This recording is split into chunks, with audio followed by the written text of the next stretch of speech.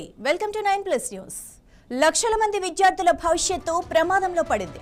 CBSE 12వ తరగతి ఫలితాల ప్రక్రియలో చెలరేగిన తీవ్ర గందరగోళం దేశవ్యాప్తంగా ప్రకంపనలు సృష్టిస్తోంది. ఈ ఏడాది కొత్తగా ప్రవేశపెట్టిన ఆన్ స్క్రీన్ మార్కింగ్ విధానం అస్తవ్యస్తంగా మారి విద్యార్థులను వారి తల్లిదండ్రులను తీవ్ర మానసిక క్షోభకు గురిచేస్తోంది.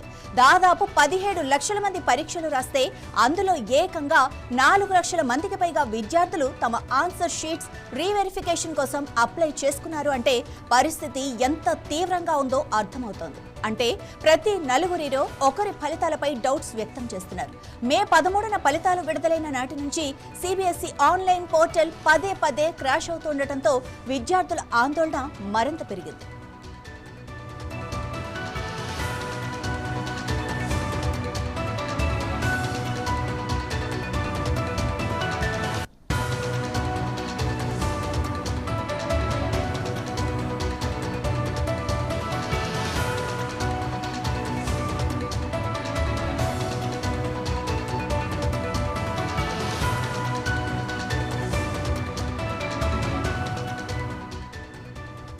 ఈ గందరగోళానికి ప్రధాన కారణం ఆన్ స్క్రీన్ మార్కింగ్ విధానంలోని టెక్నికల్ లోపాలే. విద్యార్థులు పొందిన ఆన్సర్ షీట్స్ స్కాన్ కాపీలో క్లారిటీ లేకపోవటం, కొన్నిసార్లు ఒకరి ఆన్సర్ షీట్స్ మరొకరికి పంపటం లాంటి తీవ్రమైన తప్పిదాలు బయటపడ్డాయి. వేదాంత్ శ్రీవాస్తవ అనే విద్యార్థి తనకు బోర్డు పంపిన ఫిజిక్స్ ఆన్సర్ షీట్ తనది కాదని వేరొకరిదని ఆధారాలతో సహా సోషల్ మీడియాలో పోస్ట్ చేయడంతో ఈ బండారం బయటపడింది. ఆ తర్వాత స్వయంగా సిబిఎస్ఈ బోర్డే ఫిజిక్స్ కెమిస్ట్రీ పేపర్లు తారుమారైనట్లు అంగీకరించడం సంచలనం రేపింది. న్యాయం కోసం ప్రశ్నించిన విద్యార్థిని, అతని కుటుంబాన్ని కొందరు సోషల్ మీడియాలో పాకిస్తానీ ఏజెంట్లంటూ ట్రోల్ చేయటం మరింత దారుణం.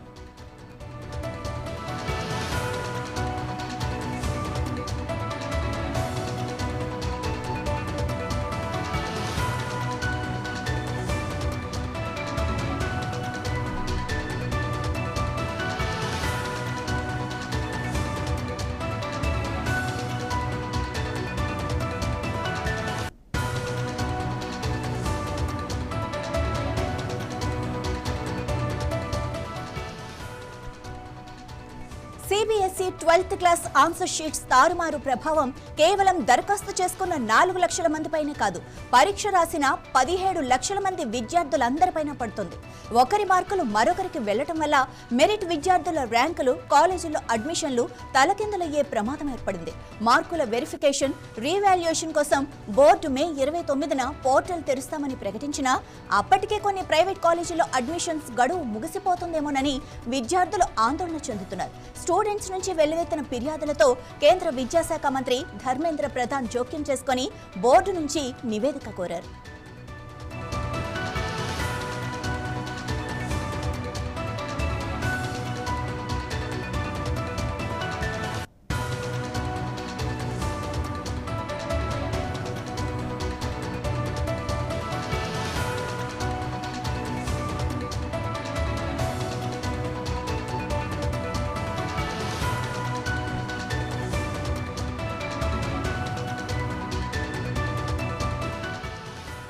ఈ వ్యవహారంపై కాంగ్రెస్ అగ్రనేత రాహుల్ గాంధీ తీవ్ర ఆరోపణలు చేశారు.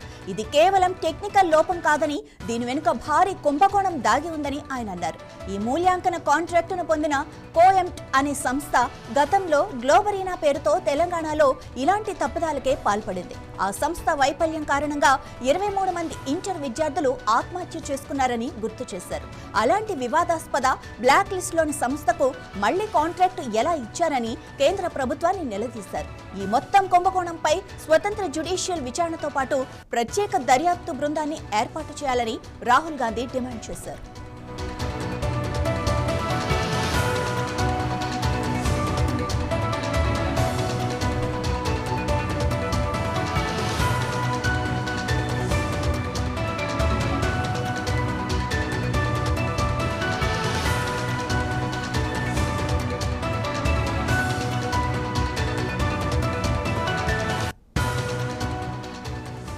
నీట్ పరీక్షా పత్రం లీకేజీ ఘటన మరువక ముందే ఇప్పుడు సిబిఎస్ఈ మూల్యాంకనంలో ఇంత పెద్ద గందరగోళం చోటు చేసుకోవటం విద్యార్థుల భవిష్యత్తుతో చెలగాటమాడటమే. ఈ ఆరోపణలపై సిబిఎస్ఈ వివరణ ఇచ్చినప్పటికీ లక్షలాది విద్యార్థుల భవిష్యత్తు ప్రస్తుతం అంధకారంలో ఉంది. ప్రభుత్వం ఈ విషయంలో వెంటనే స్పందించి బాధ్యులపై కఠిన చర్యలు తీసుకోవాలని, విద్యార్థులకు న్యాయం చేయాలని దేశవ్యాప్తంగా డిమాండ్లు వెల్లువెత్తుతున్నాయి.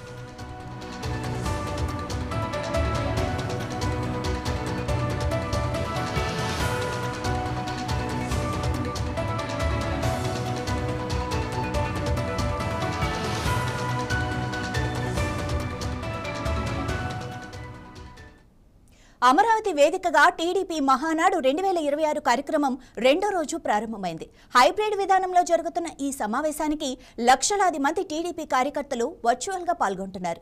ఈ క్రమంలో మహానాడు రెండో రోజు మహానాడు ప్రతినిధుల సభలో ఎన్టీఆర్ కు భారతరత్న ఇవ్వాలి అంటూ ప్రవేశపెట్టిన తీర్మానానికి పార్టీ శ్రేణులు, నాయకులు ఏకగ్రీవంగా ఆమోదం తెలిపారు. ఈ సందర్భంగా టీడీపీ అధినేత నారా చంద్రబాబు నాయుడు మాట్లాడుతూ ఎన్టీఆర్ కు భారతరత్న పురస్కారాన్ని అందించాలనేది కేవలం ఒక పార్టీ డిమాండ్ కాదని, ప్రపంచవ్యాప్తంగా ఉన్న కోట్ల మంది తెలుగువారి దశాబ్దాల ఆకాంక్ష అని స్పష్టం చేశారు. సినిమా రంగంలోనే కాకుండా రాజకీయాల్లోనూ సంచలన మార్పులు తెచ్చి పేద ప్రజల సంక్షేమమే ధ్యేయంగా పనిచేసిన ఎన్టీఆర్ ఈ అత్యున్నత గౌరవానికి అన్ని విధాలా అర్హులని ఆయన కొనియాడారు. తెలుగు ప్రజల ఐక్యత కోసం బలోపేతం చేసి దేశ రాజకీయాల్లో ప్రాంతీయ పార్టీలకు గౌరవప్రద స్థానం తీసుకొచ్చిన మహోన్నత నాయకుడు శ్రీ ఎన్టీఆర్. భారత రాజకీయ చరిత్రలో ఆయన సేవలు విశిష్టమైనవి, అపూర్వమైనవి. అందువల్ల తెలుగు ప్రజల మనోభావాలను గౌరవిస్తూ దేశానికి, తెలుగు జాతికి ఆయన చేసిన విశిష్ట సేవలను గుర్తించి భారత ప్రభుత్వం స్వర్గీయ నందమూరి తారక రామారావు గారికి దేశ అత్యున్నత పౌర పురస్కారం భారతరత్నను ప్రకటించాలని ఈ మహానాడు ఏకగ్రీవంగా తీర్మానిస్తుంది. ఇది మనందరి ఆకాంక్షే కాకుండా ప్రతి తెలుగువాడి ఆకాంక్ష, తెలుగువాడి కోరిక. తెలుగు ప్రజల ఐక్యత కోసం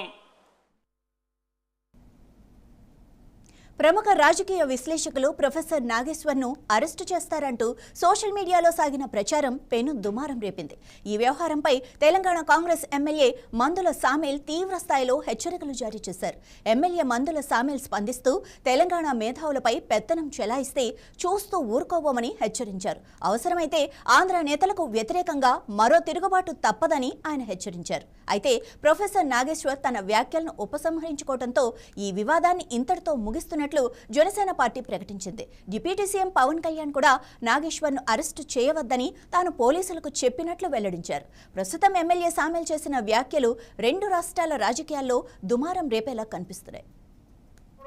బొప్పరోడు అని పేరేందో పవన్ కళ్యాణ, భువన్ కళ్యాణ. వాడొచ్చి వాడు బొప్పల రంగు రాసుకొని తుప్పు ఆడుకుంటా ఆ మేధావి మీద నాగేశ్వర్ అనే డాక్టర్ నాగేశ్వర్ అనే ఒక ప్రొఫెసర్ మీద, ఆయన ఉస్మానియా యూనివర్సిటీ ప్రొఫెసర్, ఆయన భారతదేశంలో కాదు ప్రపంచ దేశాలలో జ్ఞానవంతులుగా, ఎనాలిసిస్ గా పేరుగాంచిన వాడు ఆయన. అసలు మీద ఆంధ్ర పోలీసులు వచ్చి పట్టుకపోతారు, తొక్కుతారు. ఆంధ్ర ఇంకెక్కడ ఆంధ్ర ఎక్కడిదెక్కడ ఎప్పుడు గల్లబడి గుంజుతని వెళ్ళిపోయి ఇంకెక్కడ ఈడ వచ్చి చంద్రబాబు నాయుడు తవరం పెట్టి, పవన్ కళ్యాణ్ తవరం పెట్టి అక్కడ మీ అమరావతిలో పోయి ఏడవండి. హైదరాబాద్ లో జూబిలీస్ లో నీ అయ్యే జాగిరున్నది. ఇంకా సిగ్గు శరముటి వెళ్ళిపోవాలి. ఇక్కడున్న మేధావుల మీద, ఇక్కడున్న సామాజిక ఉద్యోగాల మీద మీరు చేస్తున్న అరాచక పాలన ఇది నడవదని కూడా హెచ్చరిస్తా ఉన్నాం. మీ తెలంగాణ, మీ ఆంధ్రణ ఒక్క తెలంగాణ కూడా వస్తలేడు. కానీ వరుస వచ్చారు, బతకనికి వచ్చారు, బతికినట్టు ఉండాలి. కానీ మా మీద పెత్తనం చేస్తే ఊరుకునేలేదు. అందుకోసమే 60 సంవత్సరాల ఆంధ్ర వరుస పాలనకి నలిపోయిన తెలంగాణ ప్రజానికం మా తెలంగాణ మాకు కావాలని శంకరరావు పూంచి ఇవాళ సోనియా గాంధీ తెలంగాణ ఇస్తే మీరు వచ్చి హైదరాబాద్ అడ్డబెట్టి హైదరాబాద్ రాగం చేయాలని ప్రయత్నం చేస్తారా? కానీ మీ ఆటలు నడవ బిడ్డ చంద్రబాబు నువ్వు తెలంగాణతో పెట్టుకుంటే తిరలైపోయినావు. ఆ ఏడుపేందో అమరావతిలో ఏడుపు, లేకపోతే అక్కడ కంకిపాడు కొంకుపాడు ఏడు. కానీ మా దగ్గర ఈ ఆటలు నడవాయి. మా దగ్గర ఉన్న మేధావులను గాని, మా దగ్గర ఉన్న సామాజిక ఉద్యోగాలను గాని మీరు అణచివేసే ప్రయత్నం చేస్తే తెలంగాణ ప్రజానికం మళ్ళీ ఒక తిరుగుబాటు వెళ్తుందని కూడా హెచ్చరిస్తా ఉన్నా. Thank you. కర్ణాటక రాజకీయాల్లో కీలక పరిణామం చోటు చేసుకుంది. ఎన్నో రోజులుగా సాగుతున్న టెన్షన్ కు ఫుల్ స్టాప్ పడింది. ముఖ్యమంత్రి సిద్ధరామయ్య తన పదవికి రాజీనామా చేయాలని నిర్ణయించారు. కాంగ్రెస్ అధిష్టానం ఆదేశాల మేరకు ఆయన ఈ నిర్ణయం తీసుకున్నారు. ఈ మేరకు రాజీనామా లేఖను గవర్నర్ కార్యాలయం లోక్ భవన్ కు పంపించారు. ఆయన స్థానంలో కొత్త ముఖ్యమంత్రిగా డీకే శివకుమార్ బాధ్యతలు చేపట్టడం దాదాపు ఖాయమైంది. ఇప్పటికే ఆయన గవర్నర్ ధావర్చంద్ గెహ్లెట్ అపాయింట్మెంట్ కోరినట్లు ముఖ్యమంత్రి కార్యాలయ వర్గాలు ధృవీకరించాయి. అంతకుముందు సిద్ధరామయ్య తన నివాసంలో కేబినెట్ సహచరులతో అల్పాహార విందు సమావేశం ఏర్పాటు చేశారు. అధిష్టానం నిర్ణయాన్ని, అధికార మార్పిడి ప్రక్రియను ఈ సమావేశంలో మంత్రులకు వివరించినట్లు తెలుస్తోంది.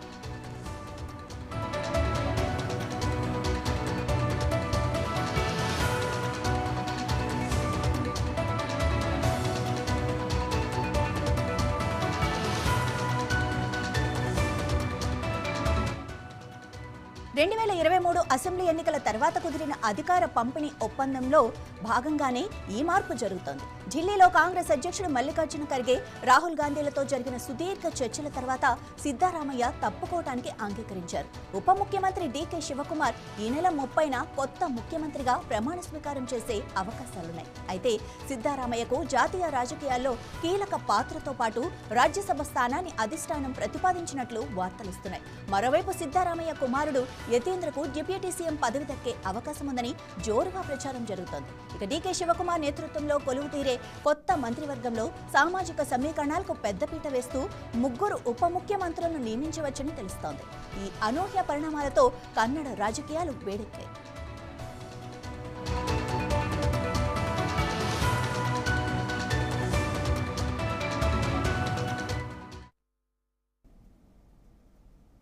అన్నమయ్య జిల్లా మదనపల్లిలో విషాద ఘటన చోటు చేసుకుంది. ఆపరేషన్ వికటించి రైతు శ్రీనివాసులు నాయుడు మృతి చెందిన ఘటన కలకలం రేపుతోంది. రొంపిచెర్ల మండలం వారణాసిపల్లికి చెందిన ఈ రైతుకు వీపుపై గడ్డ రావడంతో మదనపల్లి ఆర్టీసీ బస్టాండ్ సమీపంలోని ఓ ప్రైవేట్ ఆసుపత్రిలో శస్త్రచికిత్స నిర్వహించారు. బుధవారం జరిగిన ఆపరేషన్ అనంతరం ఆయన తీవ్ర అస్వస్థతకు గురయ్యారు. వెంటనే మరో ప్రైవేట్ ఆసుపత్రికి తరలించినప్పటికీ ఇవాళ ఉదయం ఆయన వెంటిలేటర్పై చికిత్స పొందుతూ మృతి చెందారు. వైద్యుల నిర్లక్ష్యమే కారణమంటూ కుటుంబ సభ్యులు ఆందోళనకు దిగారు. ఆసుపత్రి వద్ద ఉద్రిక్త పరిస్థితిని నెలకొనడంతో పోలీసులు చేరుకుని పరిస్థితిని నియంత్రించారు. సీఐలు మొహమ్మద్ రఫీ, రాజారెడ్డి, డీఎస్పీ పావని కేసు విచారణ చేస్తున్నట్లుగా సమాచారం.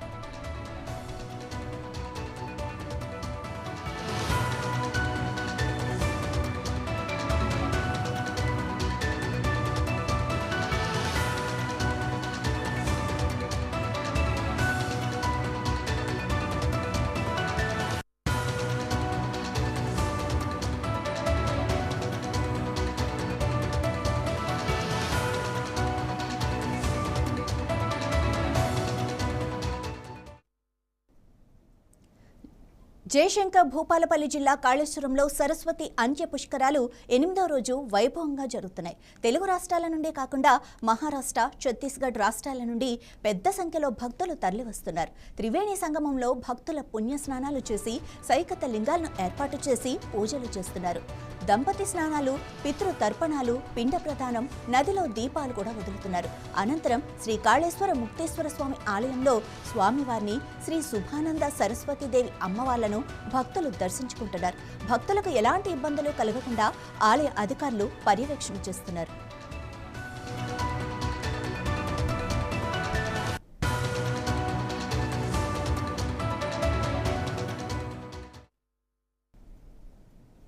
తమిళనాడులో టీవీకే పార్టీ అధికారంలోకి వచ్చిన 2 వారాలకే సీఎం విజయ్ చుట్టూ వివాదాలు తుఫాన్లా చేరాయి. ఆర్థిక మంత్రి మారి విల్సన్ నియామకంపై రచ్చ, విల్సన్ పాత్ర వీడియోను షేర్ చేస్తూ డీఎంకే విమర్శలు, కాంచీపురం వాటర్ ట్యాంక్ ప్రాజెక్టు టెండర్లకు కేవలం 6 గంటలే గడువ ఒక వర్గానికి లబ్ధి చేకూర్చేందుకేనని విపక్షాల ఆరోపణ. ఇక కేరళలో సభ్యత్వ నమోదు కార్యక్రమాన్ని ముమ్మరం చేసిన విజయ్ పార్టీ టీవీకే 2031 ఎన్నికల నాటికి కేరళలో బలపడటమే దళపతి లక్ష్యమా? ఇక పొలిటికల్ సర్కిల్స్ లో జోరుగా చర్చ జరుగుతోంది. సొంతంగా జీప్ నడుపుతూ సామాన్య ఉద్యోగిలా ఇంటి నుంచి లంచ్ బాక్స్ తెచ్చుకుంటున్న సీఎం. ఇక తమిళనాడులో కొత్త శకం మొదలైంది. ఇక ద్రవిడ కోటలో దశాబ్దాల రాజకీయ చరిత్రను తిరగరాశారు దళపతి. టీవీకే అధినేత విజయ్ ఇక పార్టీ పెట్టిన జరిగిన కొంతకాలంలోనే అధికార పగ్గాలను కూడా అందుకున్నారు. పాలన చేపట్టిన నాటి నుంచి సంచలన నిర్ణయాలు తీసుకుంటూ తనదైన మార్కు వేస్తున్న విజయ్ తాజాగా కేబినెట్లోని మంత్రులకు శాఖలను కూడా కేటాయించారు. ఆ పూర్తి వివరాలేంటో ఇప్పుడు చూద్దాం.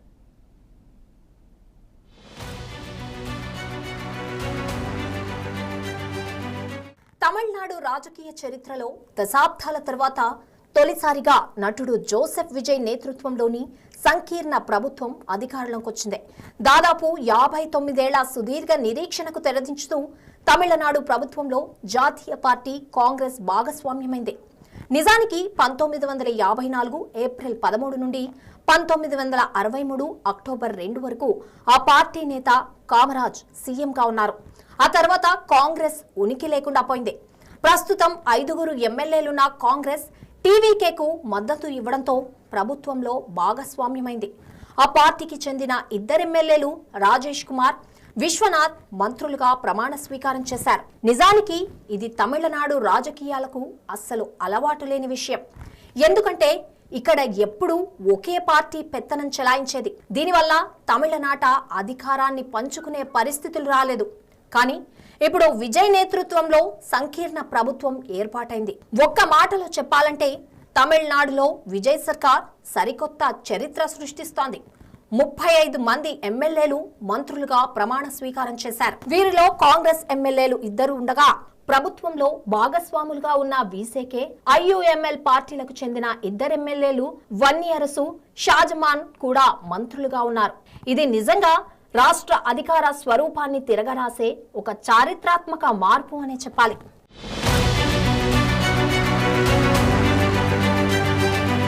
ఇక్కడ ప్రధాన విషయం ఏకంగా 59 ఏళ్ల రాజకీయ అజ్ఞాతవాసం తర్వాత జాతీయ పార్టీ కాంగ్రెస్ తమిళనాడులో అధికారంలోకి వచ్చింది. దశాబ్దాల అధికార పంపిణీకి తెరదించుతూ సీఎం విజయ్ మంత్రివర్గంలో రాజేష్ కుమార్, విశ్వనాథన్ మంత్రులుగా ప్రమాణం చేశారు. సుమారు 6 దశాబ్దాలుగా ఆ పార్టీ అధికారంలో లేనప్పటికీ ఒక రాజకీయ శక్తిగా కొనసాగుతూనే ఉండటం విశేషం. దీన్ని బట్టి తమిళనాడులో కాంగ్రెస్ పార్టీకి ఉన్న పట్టు ఎలాంటిదనే విషయం అర్థమవుతోంది. కారణాలు ఏమైనప్పటికీ ఇన్నేళ్లు మాత్రం కాంగ్రెస్ అధికారాన్ని అందుకోలేకపోయింది. అయితే దీంతో తమిళనాడులో చెలరేగిన రాజకీయ తుఫాన్ ముగిసిపోలేదు.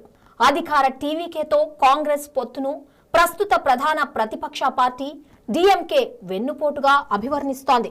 ఈ క్రమంలోనే కొత్త కూటమిలోని స్థిరత్వంపై ప్రశ్నలు సంధిస్తూ తీవ్ర స్థాయిలో విమర్శలు చేస్తోంది. అంతేకాదు వాళ్ల స్వార్థ రాజకీయాలను ప్రజలు గుర్తిస్తారని, ప్రస్తుత విజయ్ కూటమి ప్రభుత్వానికి త్వరలోనే సరైన గుణపాఠం చెబుతారని ధీమా వ్యక్తం చేస్తూ ఉండడం విశేషం.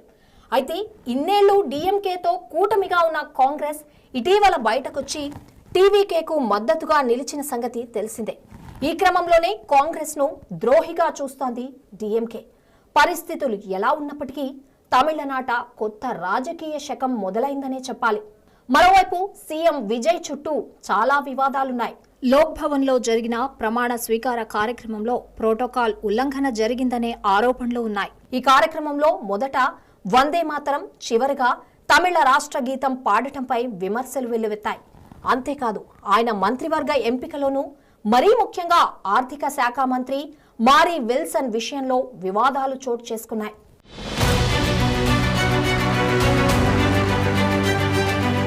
తమిళనాడులో ఇప్పటి వరకు రియల్ సూపర్ స్టార్ గా ఉన్న విజయ్ ఇప్పుడు రియల్ సూపర్ స్టార్ ముఖ్యమంత్రిగా మారారు. అధికారాన్ని చేపట్టిన ఆయన తన బాధ్యతలను సక్రమంగా నిర్వర్తిస్తున్నారు. మరీ ముఖ్యంగా పాలనలో పారదర్శకత చూపిస్తూ జవాబుదారుతనాన్ని కలిగి ఉండటం విశేషం. విజయ్ అధికారాన్ని అందుకుని 2 వారాలు కూడా కాకముందే రాజకీయ విమర్శల వర్షాన్ని ఎదుర్కొంటున్నారు. మొదటి వారంలో 4 వివాదాలు తెరపైకొచ్చాయి. దీంతో యుద్ధానికి రంగం సిద్ధమైంది. తొలి వివాదానికి కారణం ప్రమాణ స్వీకార కార్యక్రమంలో జాతీయ, రాష్ట్ర గీతాలాపన. విజయ్ తన కూటమి భాగస్వాములను మంత్రివర్గంలోకి తీసుకున్న తర్వాత వారి ప్రమాణ స్వీకార కార్యక్రమ నియమావళిపై ఈ వివాదం చెలరేగింది. నెక్స్ట్ తమిళనాడు ఆర్థిక మంత్రి విల్సన్ నియామకం. ఆయన హింసకు పాల్పడుతున్నట్లు ఉన్న ఓ వీడియోను డిఎంకే సోషల్ మీడియాలో షేర్ చేసింది. దీంతో వివాదం రాజుకుంది. విజయ్ ప్రభుత్వ నిర్ణయంపై ప్రశ్నలు తలెత్తాయి. ఇక ఈ నెల 18న మల్లి వైకల్, సంస్మరణ దినోత్సవం సందర్భంగా సీఎం విజయ్ ఈలం తమిళకు నివాళులర్పించారు. శ్రీలంక అంతర్యుద్ధంలో ప్రాణాలు కోల్పోయిన అమరవీరులను ఎల్టీటీఈ చీఫ్ ప్రభాకరన్ను స్మరించుకుంటూ ఆయన చేసిన వ్యాఖ్యలు జాతీయ స్థాయిలో చర్చనీయాంశంగా మారాయి. ఈ క్రమంలోనే విజయ్ ప్రభుత్వ తీవ్రవాద రాజకీయాలను ప్రోత్సహిస్తుందని బీజేపీ ఆరోపించింది. ఇక 4వ వివాదం కాంచీపురంలోని నీటి ట్యాంక్ ప్రాజెక్టుకు సంబంధించిన ప్రభుత్వ టెండర్ చుట్టూ రాచుకుంది. కాంట్రాక్టర్లు బిడ్లు సమర్పించడానికి కేవలం 6 గంటల గడువు ఇవ్వడాన్ని ప్రతిపక్ష పార్టీలు ప్రశ్నించాయి. ఈ ప్రక్రియ మొత్తం ఒక వర్గానికి అనుకూలంగా ఉండేలా రూపొందించబడిందని ఆరోపించాయి. అధికారంలోకి వచ్చి కేవలం 2 వారాలకే దళపతి విజయ్ నేతృత్వంలోని ప్రభుత్వం రాజకీయ వేడి రాజేస్తోంది.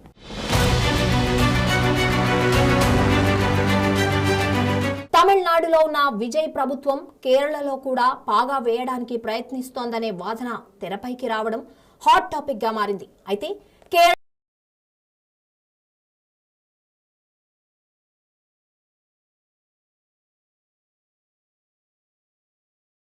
నమోదు కార్యక్రమాలు ప్రారంభించింది. బహుశా 2031 నాటికి పార్టీని బలోపేతం చేసే ప్రయత్నాలు కావచ్చు.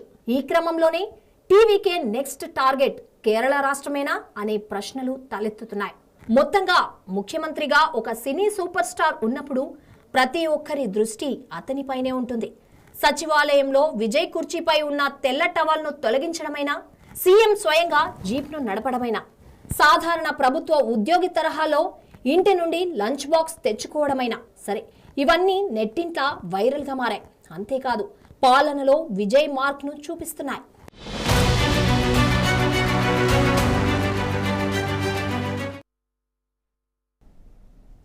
క్రికెట్ ప్రపంచంలో యువ సంచలనం 15 ఏళ్ల కుర్రాడు వైభవ్ సూర్యవంశీ పెను తుఫాను సృష్టిస్తున్నాడు.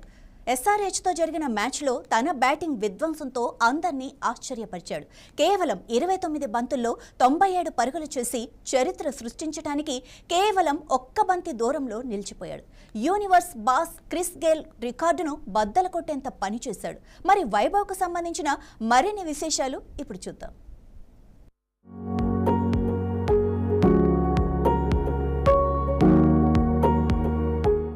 IPL 2026 eliminator match Rajasthan royals versus sunrisers Hyderabad చండీగఢ్లోని ముల్లన్పూర్ స్టేడియం ఈ హిస్టారికల్ ఘట్టానికి వేదికైంది.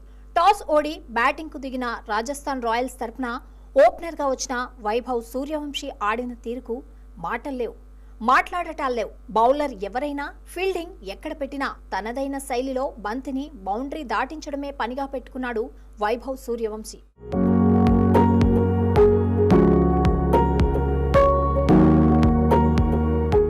Sun Risers captain Pat Cummins వేసిన ఒకే ఓవర్లో ఏకంగా 25 పరుగులు పిండుకున్నాడంటే వైభవ్ విధ్వంసం ఏ స్థాయిలో ఉందో అర్థం చేసుకోవచ్చు.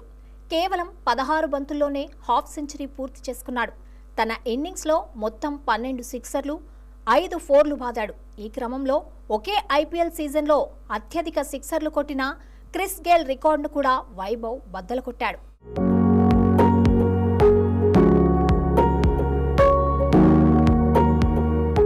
క్రిస్ గేల్ 2013 ఐపీఎల్లో పూణే వారియర్స్ పై కేవలం 30 బంతుల్లో సెంచరీ చేసి ప్రపంచ రికార్డు సృష్టించాడు. దాదాపు 13 ఏళ్లుగా ఆ రికార్డ్ చెక్కు చెదరలేదు. కానీ నిన్నటి మ్యాచ్లో వైభవ్ 28 బంతుల్లో 97 పరుగుల వద్ద ఉన్నప్పుడు ఆ రికార్డ్ బద్దలవడం ఖాయమని అంతా ఊపిరి బిగబట్టి చూశారు. అయితే ప్రఫుల్ హింగే వేసిన 8వ ఓవర్ చివరి బంతికి భారీ షాట్కి ప్రయత్నించి థర్డ్ మ్యాన్ వద్ద క్యాచ్ ఇచ్చి వెనుదిరిగాడు. దీంతో కేవలం 3 పరుగుల దూరంలో చరిత్ర సృష్టించే అవకాశాన్ని త్రుటిలో చేజార్చుకున్నాడు.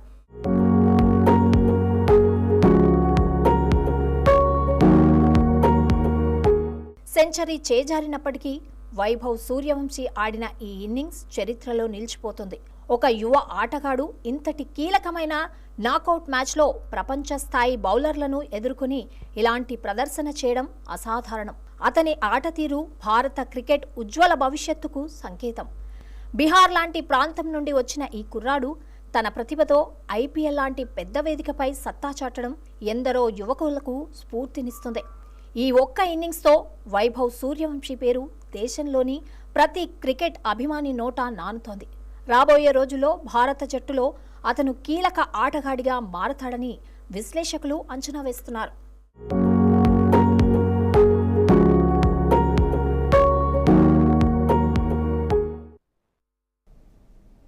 ఇవి ఇప్పటివరకు ఉన్న అప్డేట్స్. మరిన్ని అప్డేట్స్ కోసం చూస్తూనే ఉండండి 9+ న్యూస్.